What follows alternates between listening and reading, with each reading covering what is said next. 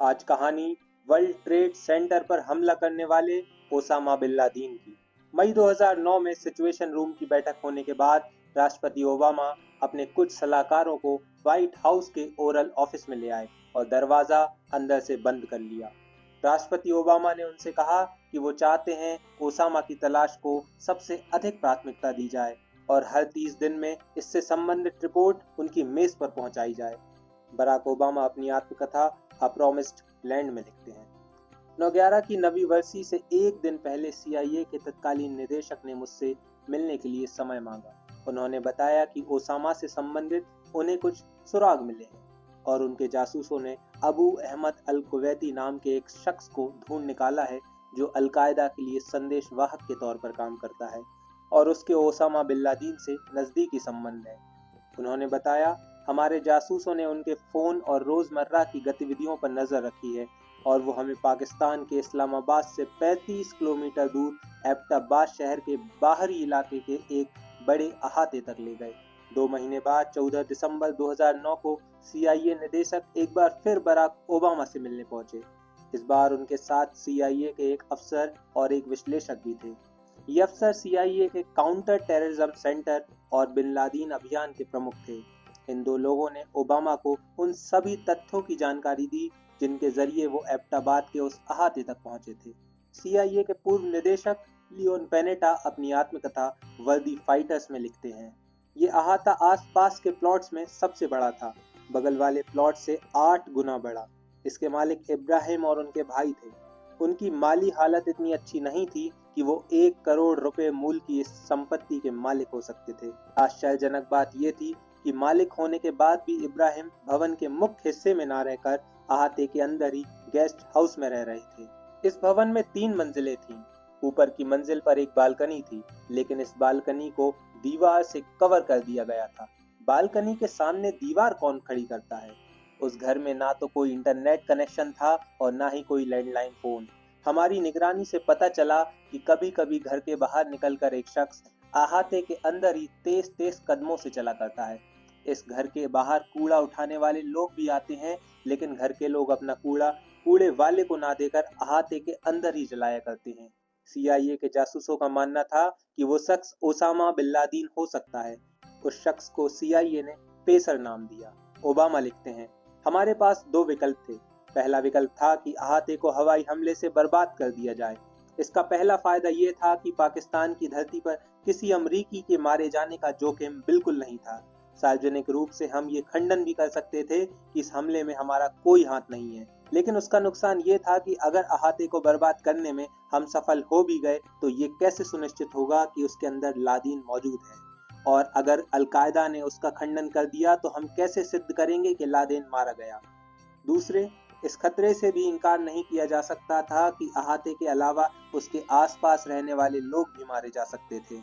Obama ने joint chief of staff के vice chairman से साफ कह दिया था कि मैं ऐसे हमले की अनुमति नहीं दे सकता जहां 30-40 लोगों के मारे जाने की संभावना हो, और जब ये भी 100% साफ न हो कि ओसामा उसी अहाते के अंदर रह रहा है।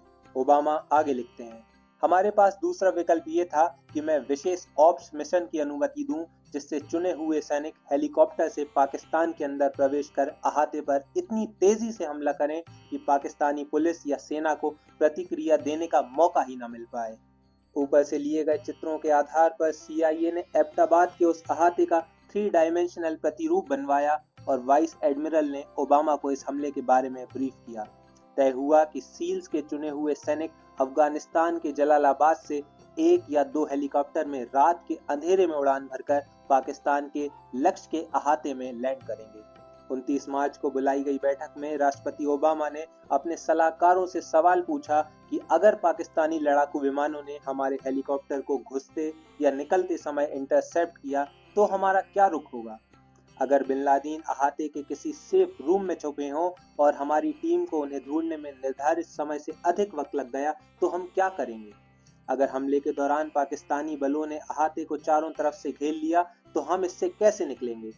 ओबामा लिखते हैं, एडमिरल ने इस बात पर जोर दिया कि उनकी योजना इस आधार पर बनाई गई है कि वो पाकिस्तानी सैन्य बलों से उलझने से बचेंगे, और अगर पाकिस्तानियों ने हमें घेर भी लिया तो हमारे सील्स अहाते का कब्जा नहीं छोड़ेंगे। और इस बीच हमारे राजनयिक उनके वहां से सुरक्षित बाहर निकलने की पाकिस्तानी सरकार से बात शुरू करेंगे। हिलेरी क्लिंटन की चिंता थी कि इससे अमेरिका और पाकिस्तान के संबंध खराब हो जाएंगे।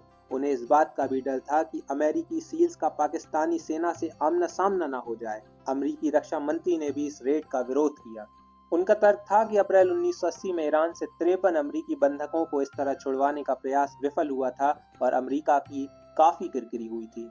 इस अभियान में अमेरिका का एक हेलीकॉप्टर दुर्घटनाग्रस्त हो गया था और उनके 8 सैनिक मारे गए थे। 28 अप्रैल की रात अपनी बेटियों को सुलाने के बाद ओबामा भी आराम करने चले गए और टेलीविजन पर बास्केटबॉल का मैच देखने लगे।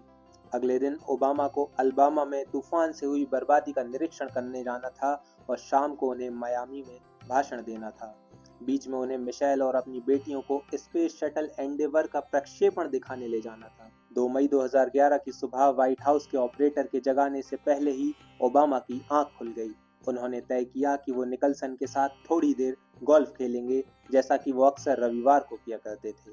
ओबामा लिखते हैं, व्हाइट हाउस लौटने के बाद मैं ओवल ऑफिस में कुछ कागजात देख रहा था, लेकिन मेरा ध्यान ही केंद्रित नहीं हो पा रहा था।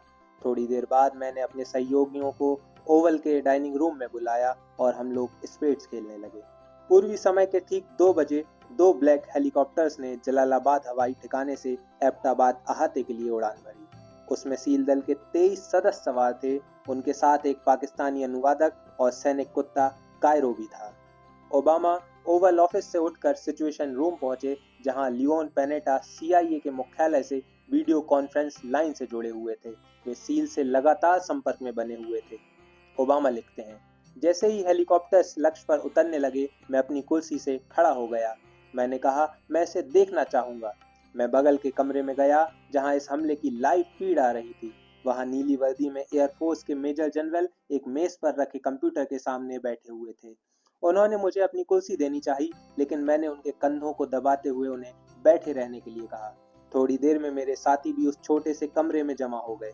20 मिनट बाद पेनेटा ने कहा, एनिमी किल्ड इन एक्शन। कमरे में मौजूद सभी लोगों के मुंह से एक आह सी निकली। मेरी आंखें वीडियो फीड पर ही लगी रहीं। मैंने धीमे से कहा, वी गॉट हिम। अगले 20 मिनट तक कोई भी अपनी जगह से नहीं हिला। जैसे ही हेलीकॉप्टर्स ने वापसी के लिए उड़ान भरी, जो बाइडेन ने ओबामा का कंधा दबाकर कहा, कांग्रेचुलेशंस बॉस। ओबामा ने उठकर वहां मौजूद लोगों से हाथ मिलाया, लेकिन जब तक हेलीकॉप्टर्स पाकिस्तानी सीमा में रहे, सब लोग चुप ही रहे।